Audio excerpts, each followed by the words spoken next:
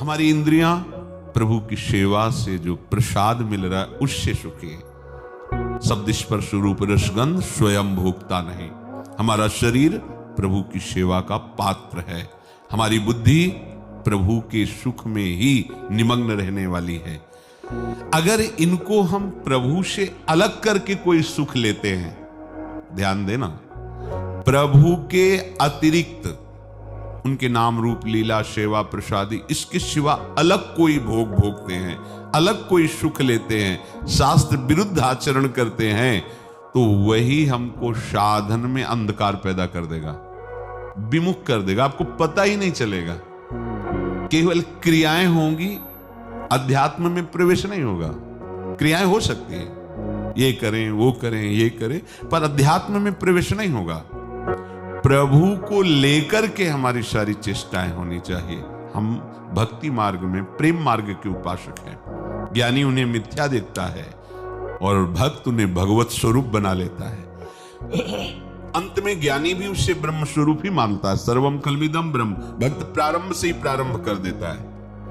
ओ, अब प्रसाद क्या हो गया? पदार्थ नहीं रहा, वो भगवत स्वरूप हो गया। भक्त हर प्रिय वस्तु को भगवत स्वरूप बना लेता है। जिन साधकों की अभी भोगों में आसक्ति है पर मिटी नहीं है और वो मिटाना चाहते हैं, उनका उद्देश्य है भगवत प्राप्ति, पर वो मिटा नहीं पा रहे हैं और अनन्य है अपने आराध्य देव को, तो ये मान लेना चाहिए कि उनकी गति वही होगी जो उस स्थिति को प्राप्त महापुरुष की होती है। क्यों? क्योंकि उनका उद्देश्य है उस आसक्ति को मिटाना। अंदर की बात है, बाहर की बात नहीं। बाहर से आप कुछ भी बोलो, अंदर बैठा हुआ न्यायाधीश आपका न्याय करेगा। आपके अंदर इस बात का ग्लानि है, इस बात का पश्चाताप है कि ये जो भोगों की प्रियता है ये मुझे क्यों परास्त कर रही है। हे नाथ, कब मेरे में ऐसी सामर्थ्य आप देंगे कि मैं आपके प्रतिकूल किसी भी विषय की तरफ आकर्षित न हूं, केवल आपके ही चरणारविंद के आसक्त चित्त वाला, आसक्त मन वाला, समर्पित प्राण वाला, समर्पित बुद्धि वाला बनूं। वो प्रयासरत है। पूर्व संस्कारवश ऐसी कोई गलती हो जाती है तो अंदर बैठे हुए प्रभु समस्त कल्मशों का नाश करके उसको स्थिति प्रदान करते हैं। पर ये बात समझ ले, मनमानी आचरण करने वाले की नहीं कि वो अंदर से हर्षित होकर सुख भोग के लिए बाह्य प्राकृतिक भोगों को भोगता है और कहता मैं प्रयासरत हूं, पर प्रयास वो अंदर से देख रहा है परमात्मा तत्व। आपको भारी जलन है, असहनशीलता है इस बात पर कि ये विकार मुझे क्यों परास्त कर रहा है, मुझे ऐसे चलना है पर ये क्यों नहीं चलने दे रहा, उसके लिए कह रहे हैं। वो आगे निकल जाएगा। वो एक दिन ऐसी स्थिति में पहुंच जाएगा कि कोई भी आसक्ति उसे परास्त नहीं कर पाएगी, क्योंकि सत मार्ग का आश्रय लेकर वो प्रयासरत है। तो उसका प्रयास तो बहुत साधारण हो सकता है, लेकिन उसके इस प्रयास की गति को देख करके प्रभु उसके प्रयास को सफल कर देते हैं। वो बड़े करुणा निधान है। पर जो प्रयास भोगों का कर रहा है और बात परमार्थ की कर रहा है, तो अंतर में बैठा हुआ न्यायाधीश वो देख रहा है। तो आपका परिणाम हृदय की जो वृत्ति है उससे होगा, बाहरी क्रिया से नहीं। जैसे बाहरी एक क्रिया है भागवतिक और उद्देश्य हमारा है धन और मान, तो बाहरी लोग तो आपकी प्रशंसा करेंगे कि ये निरंतर भागवतिक क्रियाओं में, ठाकुर सेवा में रहते, निरंतर भागवत, लेकिन उसका उद्देश्य उसको सुखी नहीं होने देगा। जो धन और मान उद्देश्य बना लिया, अब उसका हृदय जलेगा और सांसारिक भोगों की तरफ उसे घसीटेगा और पतन मार्ग में जाएगा। क्रिया भागवतिक हो रही है और उद्देश्य उसका संसार है, इसलिए उसे शांति नहीं मिलेगी। हृदय उसका पवित्र नहीं होगा। ध्यान रखना, पीछे सत्संग में वर्णन किया गया है कि जिसका उद्देश्य हो गया है भगवत प्राप्ति, श्यामा श्याम की प्राप्ति, इससे बड़ा कोई तीर्थ नहीं है। इस उद्देश्य से बड़ा। ये उद्देश्य ही हृदय को निष्पाप कर देता है। अब क्रियाएं सांसारिक भी हों, व्यवहार की, नौकरी, किसानी आदि आदि, हर समय वो क्रिया प्रगट रूप में भागवतिक नहीं दिखाई दे रही, पर उद्देश्य उसका भगवत प्राप्ति है, उद्देश्य परमात्मा प्रसन्नता है, भगवत समर्पण का है, तो उसको भगवत प्राप्ति ही होगी। वो महान भागवत है। क्रियाएं बाह्य पूरी भागवतिक नहीं दिखाई देती हैं। एक है क्रियाएं पूरी भागवतिक दिखाई देती हैं, उद्देश्य धन मान प्रतिष्ठा है, तो उसका हृदय अभी कलमश युक्त ही रहेगा। जब तक उद्देश्य का परिवर्तन नहीं होता तब तक हृदय का परिवर्तन नहीं होता। बहुत बड़े बड़े साधन करने वालों को भी देखा गया कि सिद्धियां हैं पर कलमशता बनी रही, भेद बुद्धि बनी रही, उनके हृदय में मान प्रतिष्ठा की चाह बनी रही। जैसे एक योगी 1400 वर्ष तक अपनी योग साधना प्राणायाम से मृत्यु पर विजय प्राप्त करता रहा।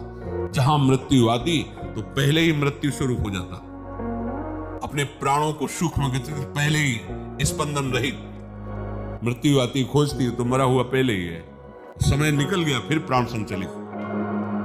वो अपनी मान प्रतिष्ठा के लिए ज्ञानदेव जी के पास जा रहे हैं, सिंह पर बैठ करके सांप की चाबुक लेके।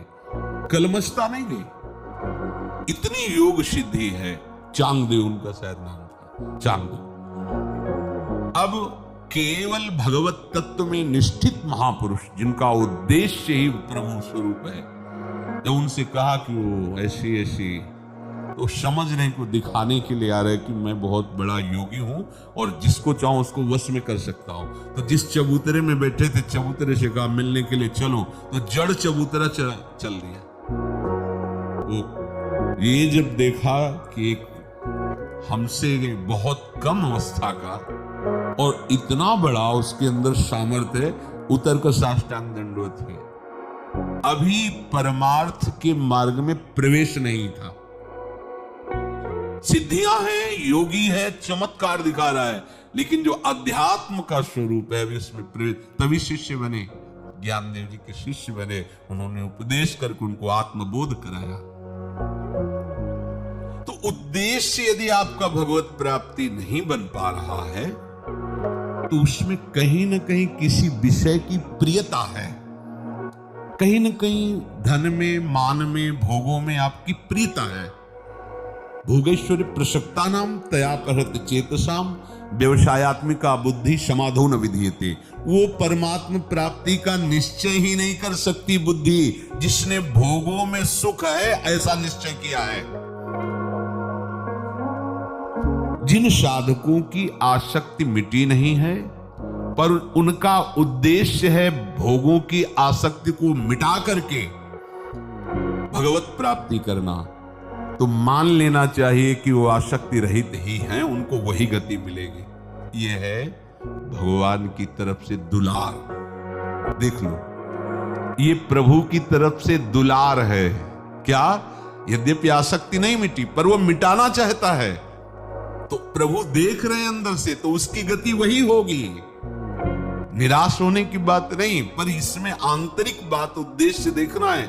अगर उद्देश्य भोगों में सुख लेने का है तो बात अलग हो गई। उद्देश्य भगवत प्राप्ति है पर पूर्वाभ्यासवश या संस्कारवश वो उन आसक्तियों को नहीं मिटा पा रहा, पर मिटाने के लिए वो तत्पर है, तो उसे वही गति मिलेगी जो मिटने पर होती है। बस ये बात दिमाग में बैठालनी है। हमें उत्साह पूर्वक भोगों की तरफ नहीं जाना है। विवस्था से अगर कोई ऐसा हो जाता है तो सर्व सामर्थ्यशाली प्रभु हरि उसके हृदय में बैठ करके सब सुधार कर देते हैं। तो उपासक को मान लेना चाहिए कि आसक्ति रहित ही होगा। जिसके अंदर आसक्ति है उसकी बात कह रहे हैं। ये कितनी दुलार भरी बात प्रभु की है। कारण कि उसका उद्देश्य दृढ़ हो गया है प्रभु की प्राप्ति का, और जिसका उद्देश्य प्रभु की प्राप्ति हो जाती है तो आप जिम्मेवारी प्रभु की बन जाती है। एक एक शब्द पर ध्यान देना। अब जिम्मेवारी प्रभु की बन जाती है। और फिर प्रभु से आकर्षित करते हुए, क्योंकि विषयों में जो आकर्षण वो प्रभु का ही है। ये जितना भी अनंत ब्रह्मांडों में आकर्षण है वो कृष्ण का ही है। हम नहीं जान पा रहे, इसलिए अन्य नाम रूप को हम स्वीकार करें, ये अमुक वस्तु है, ये अमुक पदार्थ है, अमुक व्यक्ति है। तो जब हमारा उद्देश्य हो जाता है भगवत प्राप्ति, तो फिर प्रभु वास्तविक आकर्षित अपनी तरफ करने लगते हैं। जो विषयों में, व्यक्तियों में, पद प्रतिष्ठा में आकर्षण था, अब वो हट जाता है और प्रभु की तरफ आकर्षण। इसलिए उसे कह रहे हैं तुम आसक्ति रहित हुआ ही मानो। जैसे आगे आएगा, भगवान कहते हैं कि सांगोपांग दुराचार करता रहा है और है वर्तमान, पर उसने निश्चय कर लिया कि मुझ जैसे नीच पापी का एकमात्र कल्याण हो सकता है तो श्री कृष्ण की कृपा से हो सकता है, और आज से मैं उनके चरणों का आश्रय लेता हूं। अब जैसा भी हूं मैं प्रभु का हूं, प्रभु के सिवा मेरा कोई आश्रय नहीं। तो भगवान आदेश करते हैं साधुरेव समन्तव्या, उसे साधु मानो, क्योंकि अब मैं साधु बनाऊंगा उसे। कितनी कृपा है उनकी, कितना दुलार है उनका। अपिचे सुदुराचारो भजते माम अनन्य भाग, साधुरेव समन्तव्यः सम्यक व्यवसिता है सा। उसने सम्यक रूप से निश्चय कर लिया अपनी बुद्धि से, प्रभु के सिवा मुझ जैसे नीच का कोई नहीं हो सकता, उन्हीं से हमारा कल्याण होगा। वही है एक मेरे हो गई बात। उद्देश्य, क्रियाएं बिल्कुल सांगोपांग दुराचार करता रहा है, कोई भी पवित्र क्रिया नहीं, पर उद्देश्य बन गया तो सब ठीक हो गया। उत्पत्ति विनाशशील जितनी भी वस्तुएं हैं, उनसे जो सुख लिया जाता है उसे बाह्य स्पर्श भोग कहते हैं। चाहे उसका सुख बाहर से समझो या अंतर से समझो। अंतर से जैसे किसी भी वस्तु को जब हम चिंतन में लाते हैं, तो चिंतन में जो वस्तु आती है वो अपना प्रभाव दिखाती है, सुखद या दुखद। अगर अप्रिय वस्तु का चिंतन हुआ, अप्रिय व्यक्ति का चिंतन हुआ, अप्रिय घटना का चिंतन हुआ तो दुख होगा। बाहर कोई क्रिया नहीं, बाहर वो व्यक्ति नहीं, वस्तु नहीं, पर अंतर ही अंतर उसका चिंतन हुआ तो हृदय दुखी हो गया। अंतर ही अंतर प्रिय वस्तु, व्यक्ति, स्थान का चिंतन हुआ तो सुखी हो गया। ये उपासक का हृदय नहीं, ये संसारी हृदय है, ये संसारासक्त हृदय। उपासक का ऐसा हृदय नहीं होता। जब तक बाह्य और अंतर के स्पर्श के परिणाम में वो दुखी सुखी होता रहता है, तब तक अभी परमार्थ का उसे ज्ञान नहीं है, परमार्थ का प्रतीक नहीं है। आ सकता है ऐसा, पर वो तत्क्षण विवेक के द्वारा उसे काटे, यही तो साधन है। और काहे की अब अंतर्मुख नहीं तो हमारी ये बात समझ ही नहीं पाओगे आप। बहिर्मुख हो तो ये बात पकड़ ही नहीं पाओगे कि काटा कैसे जा सकता है। विवेक के द्वारा तत्काल उसको काटो। इस वस्तु की सत्ता नहीं, कितनी बार, करोड़ों बार भोगा होगा, न जाने कितने जन्म हो गए, अभी तक विश्राम मिला क्या? काट राधा राधा राधा। इस वस्तु की सत्ता नहीं, ये अप्रियता हमारी मानी हुई अप्रियता है। सब कुछ भगवत स्वरूप है, तो मुझे जो वस्तु अप्रिय लग रही है, एक को प्रिय लग रही, तो वस्तु तो जैसी वैसी है, लेकिन आपस में जो प्रियता और अप्रियता मानी गई कि एक को वही प्रिय, एक को अप्रिय है, तो ये मान्यता हुई ना। वस्तु में प्रियता अप्रियता का हम वो आरोप कर रहे हैं। वस्तु प्रिय अप्रिय नहीं है, वो तो जैसी है वैसी है, हमने मान रखा। जैसे वर्षा है, किसान के खेत में सुखद लगेगी, और कच्ची मटकी बनाए हुई है जो कुम्हार रखा है, वहां जब गिरेगी वही वर्षा तो उसके लिए अप्रिय लगेगी। एक को प्रिय लग रही है, एक को अप्रिय लग रही है, तो वर्षा तो वर्षा है, मानी हुई अनुकूलता और प्रतिकूलता हमारी है, वर्षा की थोड़ी है। तो जब तक उपासक इन बाह्य या आंतरिक भोगों के स्पर्श से सुखी या दुखी होता रहेगा, तब तक उसका निरंतर भजन नहीं होगा, निरंतर भगवत चिंतन नहीं होगा। पकड़ो इस बात को, आपका निरंतर भगवत चिंतन क्यों नहीं होता?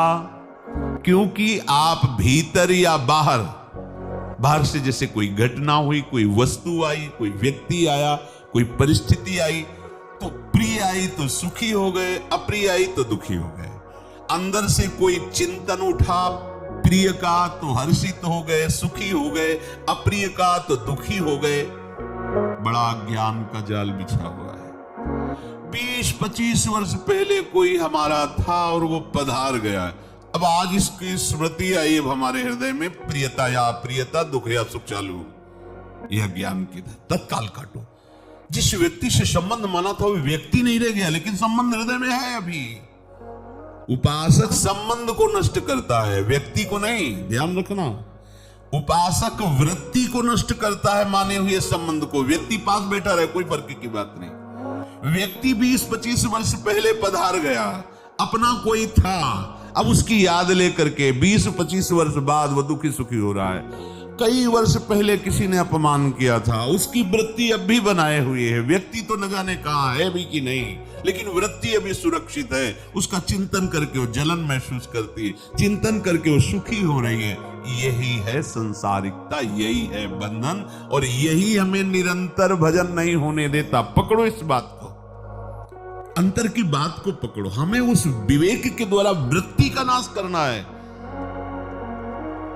भगवान और भक्त में तदात्म होता है, पर भगवान जब प्रकट होते हैं तो दुष्टों का विनाश करते हैं, और साधु का जब प्रताप प्रकट होता है तो दुष्टता का विनाश करता है। व्यक्ति का नहीं, उसकी वृत्ति का, दुष्ट वृत्ति का विनाश करके उसके अंदर भागवतिक भाव प्रकट कर देता है। तो साधु वही जो अपनी वृत्ति का पहले उस वृत्ति का नाश करे जो प्रभु से अलग किसी भी वस्तु, व्यक्ति, स्थान का संबंध वर्तमान में या भूतकाल में या भविष्य में, तीनों के संबंध को मिटाना है। तीनों के, ये आगे चलकर हमको ये सुख देगा, आगे चलकर ये ऐसा विधान बनेगा कि हमारे यश बढ़ेंगे, कीर्ति होगी, ऐसा ऐसा। ये भविष्य का चिंतन करके वो वृत्ति तुम्हें सुख या दुख, ये आगे चलकर आदमी हमारे लिए कांटा बन सकता है, दुख दे सकता है, ऐसा। ये उपासक का लक्षण नहीं है, ये संसारिकता का लक्षण है। वर्तमान तुम्हारा अगर ठीक चलेगा तो भूत और भविष्य सब मंगल हो जाएगा। हमारा वर्तमान केवल सुधारना कर्तव्य है, ध्यान दीजिए। उपासक वही है जो वर्तमान में एक भी वृत्ति संसारिक ना टिकने दे। आएगी नहीं, हम ऐसा नहीं कहते, आएगी, टिकने ना दे। उपासक का कर्तव्य है कि आई हुई सुखद या दुखद संबंध जनित वृत्ति को टिकने ना दे। हम व्यक्ति के टिकने की बात नहीं कहते।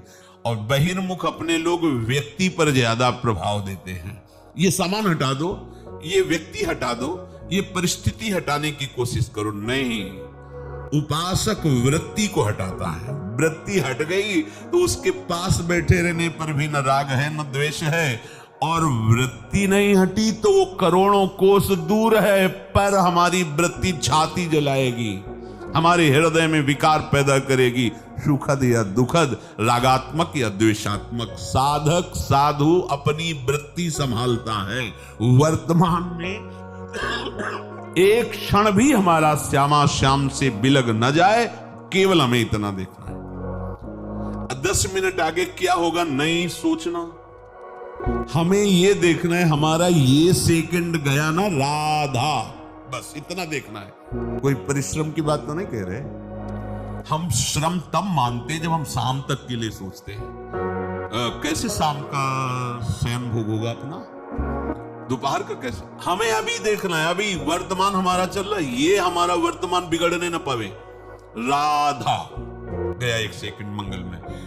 अगर आप इसको संभाल लिए तो भूत और भविष्य इतना प्रकाशमय और आनंदमय होगा कि तुम्हें सोचने की जरूरत नहीं, और तुम उतना सोच ही नहीं सकते जितना आनंद आपके आसपास घेर लेगा आकर के। आनंद, भोग सामग्री नहीं कह रहे, आनंद में डूब जाओगे। आनंद के मध्य में आप किलोले करोगे। केवल आपको एक सेकंड संभालना है। कोई भी वर्तमान का क्षण आपका भगवत विस्मरण में ना जाए, बस काम बन गया, अपना जीत गए। हम इतना प्रपंच लाद लेते हैं। 20 वर्ष भजन करना है, हम कहते नहीं करना, 1 सेकंड भजन करना है। क्या ये जो अभी सेकंड चल रहा है, वर्तमान का प्रति सेकंड तुम्हारा नष्ट ना होने पाए, तुम महापुरुष बन जाओगे। कुछ तुम्हें नहीं करना है, सब कुछ होने लगेगा जिससे आपके अंदर भागवतिक महिमा प्रकाशित होगी। वो सब करा लेगा नाम। आप केवल वर्तमान को संभालिए, केवल अगला कदम ठीक से रखिए बस। एक महात्मा ने रोज स्नान करने जाते थे शिष्य गंगा या यमुना, तो अंधेरा था तो एक टार्च दी, छोटी सी टार्च, वो एक पैर भर। बोले महाराज इससे क्या होगा, बड़ा अंधेरा है ऐसा। बोले क्या दिखाई दे रहा है? बोले बस एक पैर भर की जमीन। तो पैर ही तो रखना है कि लेटना है तुम्हें? पैर ही रख के चलना है, बस हर कदम में तुम्हें प्रकाश मिलेगा, तुम वहीं पहुंच जाओगे।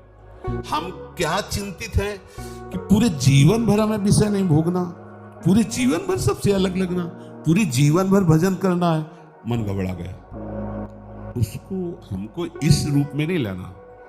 जीवन हमारा तो श्यामा श्याम के हाथ में, वो क्या करे। जीवन है भी कि नहीं क्या पता, क्या पता मंगला आरती कर पाएंगे कि नहीं, कुछ पता नहीं। किस सेकंड में कब बुलावा आ जाए मालिक का, उसी क्षण इस मकान को छोड़कर खाली करना पड़े। एक सेकंड भी इंतजार नहीं। रुको रुको, थोड़ा अटैची तैयार कर ले, ये ऐसा आदेश नहीं होता है। एक अगर ऐसे है तो आप मुंह नहीं बंद कर पाओगे, उतने में ही रुक जाएगा।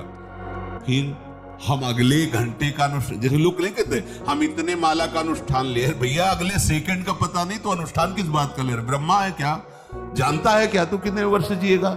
हमारा अनुष्ठान है वर्तमान का, सेकंड विस्मरण में नहीं जाएगा बस।